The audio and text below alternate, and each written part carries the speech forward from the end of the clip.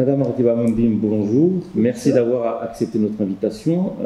C'est dans le cadre de la journée de la femme. J'aimerais savoir quelle est la femme marocaine aujourd'hui, quelle est sa place dans la société, dans votre domaine en tant qu'écrivaine, ancien professeur de français et présidente d'association de la Ligue des écrivains. Section des Jadida. La section des Jadida, très bien. Voilà, merci d'abord pour votre invitation. Je suis ravie de pouvoir parler de ce milieu d'écriture au féminin. Voilà, donc depuis que la Ligue des écrivains du Maroc a été créée, nous avons pu faire du beau travail ensemble parce qu'on a pu découvrir que la femme marocaine peut écrire et écrire et écrire dans tous les genres et dans tous les domaines. Ce qui lui manquait, c'était une main tendue qui a pu la sortir d'un certain marasme, si je peux me permettre de le dire. Il y a bien sûr les écrivaines du Maroc qui sont très connues, telles que Fatima Mernissi, pour ne citer que celle-là, et d'autres bien sûr. Mais il y a d'autres qui écrivaient dans l'ombre aussi. Il fallait les encourager à sortir de ça. Et ça, c'est grâce à notre présidente nationale, Lalla Aziza Hli Omar, qui est elle-même écrivaine et journaliste, qu'on surnomme la poète des sables, vu qu'elle est sahraoui. Voilà, donc elle s'est battue pour créer la Ligue des écrivains du Maroc, justement dans ce sens-là. Hein, pour faire connaître toutes les plumes marocaines, dans tous les genres et dans toutes les langues. Voilà. Et bien sûr que ça doit avoir une influence sur la société aujourd'hui marocaine. Exactement, monsieur, parce que certaines femmes, donc dans nos sections, nous ne prenons pas simplement rien que les écrivaines qui ont déjà des écrits, mais celles qui sont créatives, toutes sortes de créations chez la femme. Donc, nous avons pu rassembler autour de nous aussi bien celles qui s'initient à l'écriture que celles qui s'initient au dessin, à la cuisine, etc. Et ces femmes-là, elles sont toutes contentes de pouvoir sortir justement de cet enfermement dans lequel elles se trouvaient. Alors, automatiquement, une femme qui sort, qui vient assister par exemple à nos salons littéraires, ce que je fais moi à El Jadida, eh bien, certaines femmes, elles sont toutes contentes de découvrir qu'elles peuvent produire.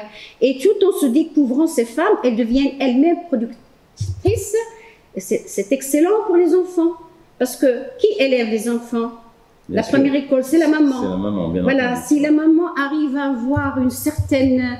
le minimum qu'il faut pour comment élever son enfant, comment se tenir, comment s'habiller, comment s'organiser dans sa vie, voilà, qu'elle n'est pas simplement un objet, c'est quelque chose d'extraordinaire.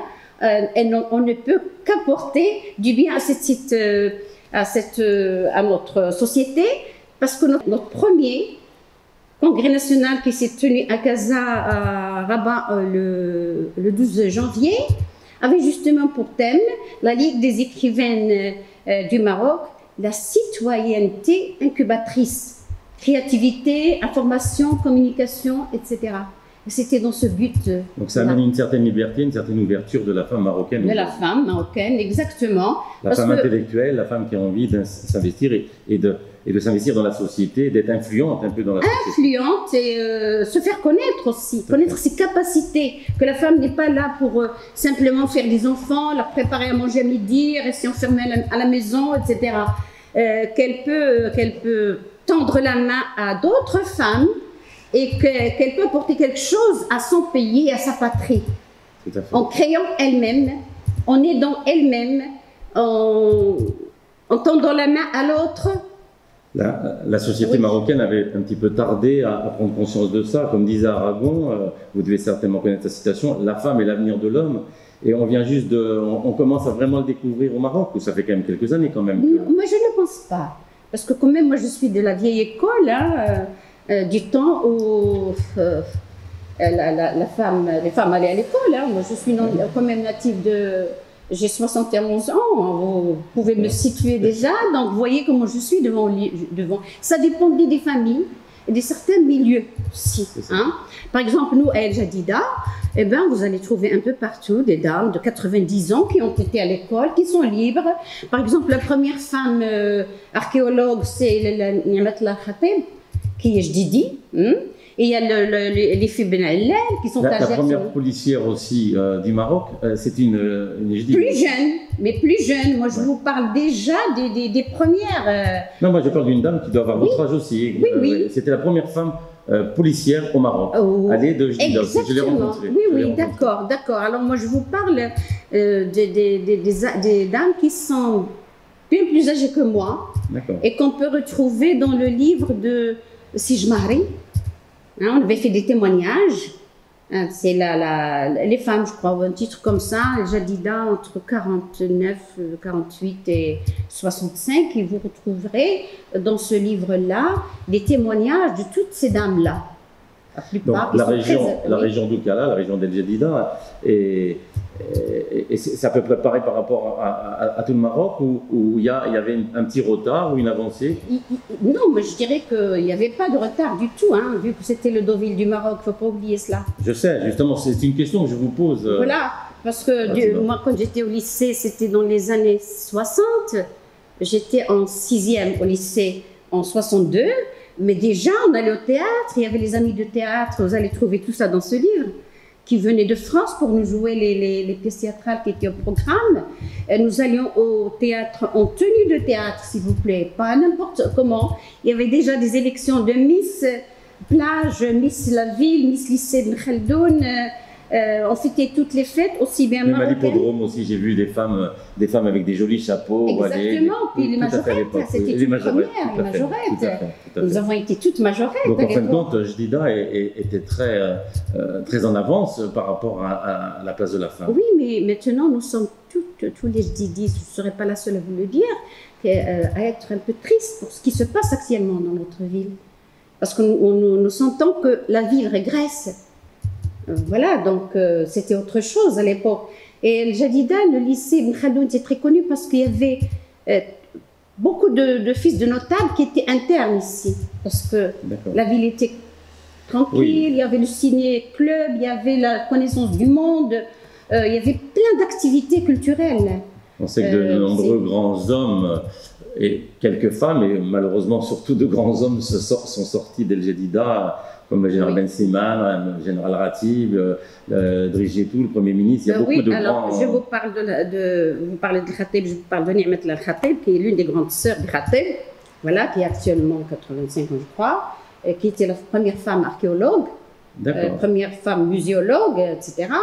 Et la première femme à avoir participé à l'encyclopédie marocaine, parmi les premières.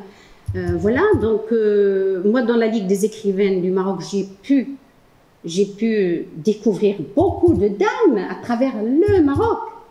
Hein. Par exemple, une dame qui était avec nous dans le conseil de sages, qui vient de décéder il y a quelques deux mois, Touria Lihi, qui était la première femme marocaine à avoir un doctorat dans la littérature andalouse. Voilà. Donc, pour vous dire que la femme marocaine, il y a une évolution bien sûr parce que le nombre augmente d'un côté, mais à un moment donné, il y avait même une régression parce que certaines femmes qui n'osaient pas ou qui n'osaient plus. Voilà.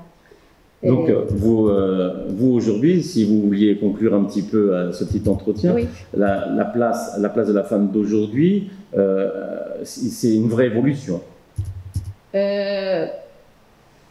Peut-être, je dirais peut-être, parce que il y en a qui osent maintenant combattre certains bâtons qu'on leur met dans les roues. Vous pensez que la femme n'a pas encore pris sa place là, maintenant? Elle a encore beaucoup de choses à faire. Elle a encore, de toute façon, malheureusement, être femme, c'est un combat, je pense. Oui, absolument, absolument. Tout à fait. Mais je pense qu'aujourd'hui, les femmes de Jadida arrivent à prendre leur place et je trouve que c'est une très bonne chose pour l'évolution de la société marocaine. Heureusement. Merci de cet entretien. Je vous en prie, tout le plaisir était pour moi. Merci beaucoup. Merci à vous pour l'invitation. Merci.